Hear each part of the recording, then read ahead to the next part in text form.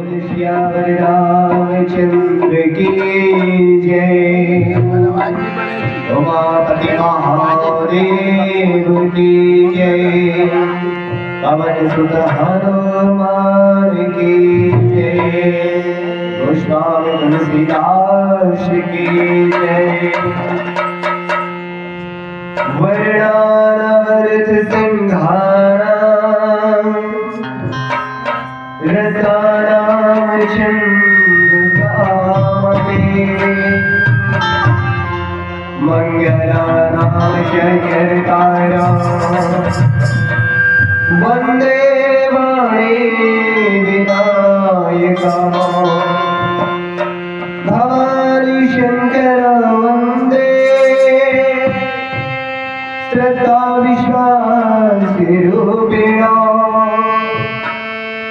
याभ्यां विना न पश्यन्ति सिद्धा स्वान्तहस्तमीश्वरम् वन्दे बोधमयं नित्यं गुरुं शङ्कररूपिणम् यमाश्रितो हि वक्रोऽपि चन्द्रः सर्वत्र वन्द्यते। सीताराम पुण्यरण्यविहारिणा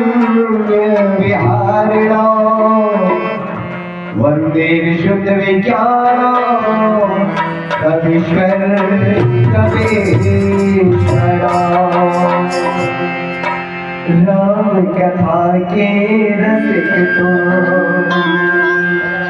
भक्तिराज मति धीर आयु सुवासन लीजिए बीज पुण्य कबीर।